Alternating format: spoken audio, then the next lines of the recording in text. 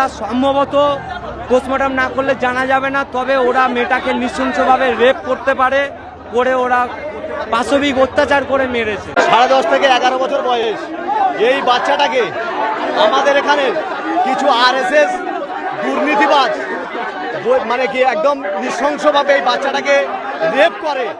আমরা সবাই মিলে গিয়ে ক্যাম্পের পুলিশ গেছে, কোনো পুলিশ আসেনি, এছাড়া এই বডিটা আমাদের পাড়ার ছেলেরা উদ্ধার করলো। সমস্ত হত্যাকারীদেরকে যখন ধরে থানায় তুলে দেয় ক্যাম্পে এসে এখানকার বিজেপির নেতা শান্তনু মণ্ডল সে তার নির্দেশে পুলিশ ওই অভিযুক্তদের ছেড়ে দিল।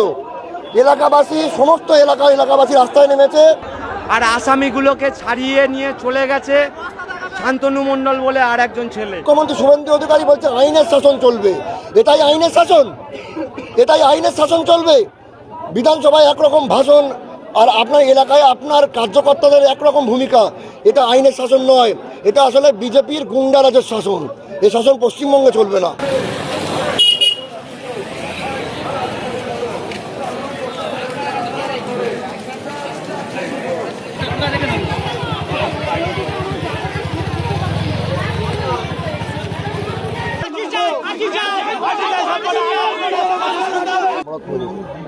কি হয়েছে? আপনি তো সূর্যপুরে এসেছেন, এই যে নাবালিকাকে নৃশংসভাবে ধর্ষণ করে হত্যার অভিযোগ উঠেছে, আপনি এসেছেন, কি দেখলেন, কি বলবেন, কি চাইছেন? আমি খবর পেলাম আজকের একদম ভোরের বেলা একটা 9 বছরের বাচ্চা, তাকে কয়েকজন দুষ্কৃতী যারা বিজেপির সমর্থক তারা হচ্ছে কি তুলে নিয়ে গিয়ে রেপ করেছে, করে হত্যা করেছে, খুন করেছে। নাবালিকাকে পুকুরে ডুবিয়ে রেখেছিল। এলাকাবাসী তাদেরকে এই সমস্ত হত্যাকারীদেরকে যখন ধরে থানায় তুলে দেয় ক্যাম্পে এসে এখানকার বিজেপির নেতা শান্তনু মণ্ডল এই 1.5 মাস জুম্মা 8 দিন হয়েছে নেতা হয়েছে, আগে নানা রকম কুকীর্তিতে যুক্ত ছিল, সে তার নির্দেশে পুলিশ ওই অভিযুক্তদের ছেড়ে দিল। এলাকাবাসী সমস্ত এলাকাবাসী রাস্তায় নেমেছে। এই অভিযুক্তদের অবিলম্বে অ্যারেস্ট করতে হবে। অভিযুক্ত পুলিশ অফিসার যে এদেরকে ছেড়ে দিল তাকে সাসপেন্ড করতে হবে। আর এই বিজেপি নেতা শান্তনু মণ্ডল যে এই অপকর্মকে প্রশ্রয় দিল তাকে অবিলম্বে অ্যারেস্ট করে সমান শাস্তি দিতে হবে তাদেরকে। যারা মার্ডার করলো যে শাস্তি পাবে তাকেও সমান শাস্তি দিতে হবে। যদি ফাঁসির সাজা হয়, মহামান্য কোর্ট দেয়, একই শাস্তি দিতে হবে তাকে।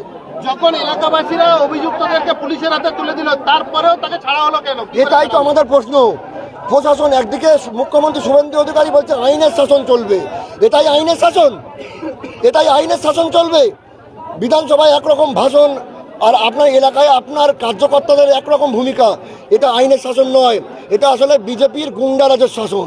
এই শাসন পশ্চিমবঙ্গে চলবে না। এর জবাব দেখছেন, রাস্তায় মানুষ নেমে এসছে, শান্তিপ্রিয় মানুষের উপরে পুলিশ লাঠিচার্জ করছে। কিন্তু আমরা বলছি যতক্ষণ না মূল অভিযুক্ত যারা দোষী গ্রেপ্তার হবে, তার সাথে শান্তনু মণ্ডলকে গ্রেপ্তার করতে হবে এবং ওই যে পুলিশ অফিসার যাকে ছেড়ে দিয়েছে তাকে সাসপেন্ড করতে হবে, তবে এই বিক্ষোভ উঠবে এখান থেকে। 10.5 থেকে 11 বছর বয়স এই বাচ্চাটাকে আমাদের এখানে কিছু আরএসএস দুর্নীতিবাজ মানে কি একদম নৃশংসভাবে এই বাচ্চাটাকে রেপ করে এবং রেপ করে এই বাচ্চাটাকে বস্তার মধ্যে দিয়ে জলে ডুবিয়ে রাখে।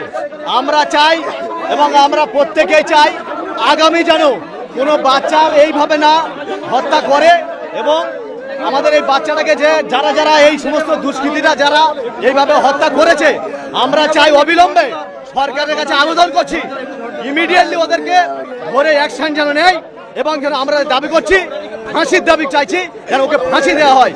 আর আমাদের এখানে যে ক্যাম্প আছে, এই ক্যাম্পে পুলিশ ওদেরকে অ্যারেস্ট করেছিল, দুজনকে ধরেছিল, শান্তনু এবং আরেকজনকে ধরেছিল, যার নাম জানি না, আর ও বিজেপির নেতা বলে এই সমস্ত কুকীর্তি কাজটা করতে পেরেছে। আমরা চাইছি ওকে অবিলম্বে ওকে ধরেছিল, পুলিশ ছেড়ে দিয়েছে ক্যাম্প থেকে, আমরা চাইছি ওকে যেন ইমিডিয়েটলি ধরে ফাঁসি দেয়। পুলিশকে আর যে সমস্ত পুলিশ এই সমস্ত কাজ করেছে আমরা চাই ওনাকে সাসপেন্ড করে দেয়। এই ছালদার আমাদের পাড়ারই বাচ্চা মেয়ে, কালকের বিকেল থেকে এনাকে খুঁজে পাওয়া যাচ্ছিল না। তারপরে আমাদের পাড়া পুলিশ প্রশাসনকে তো খবর দেওয়া হয়েছে, কোনো সহযোগিতা করেনি। আমাদের পুলিশ প্রশাসনকে ওর বাবা মা যখন চলে যায়, হারিয়ে যাওয়ার পরে জিটি করা রিপোর্ট আছে। আমাদের পাড়ার ছেলেরা, এই পাড়ার ছেলেরা ওই পাড়ার ছেলেরা সারা রাত খোঁজাখুঁজি করেছে, পায়নি। রাত্রির বেলা থেকে সন্দেহ হয়েছে, সকালে গিয়েছে ভিডিও ফুটেজ দেখে, দোকানের ক্যামেরার ফুটেজ দেখে আমরা দুজন ছেলেকে সন্দেহ করেছি। তাদেরকে তোলার পরে আমরা সবাই মিলে গিয়ে, ক্যাম্পের পুলিশ গেছে, কোনো পুলিশ আসেনি, এছাড়া এই বডিটা আমাদের পাড়ার ছেলেরা উদ্ধার করলো।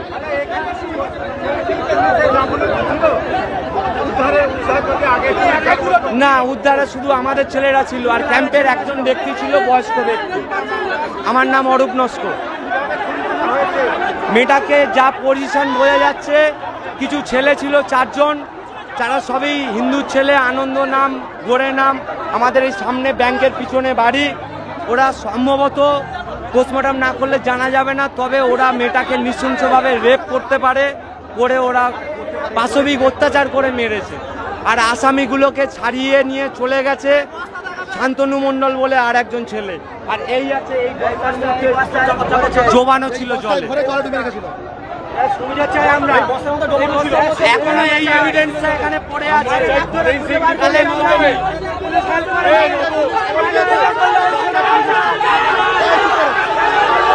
আমার নাম অরূপ নস্কর।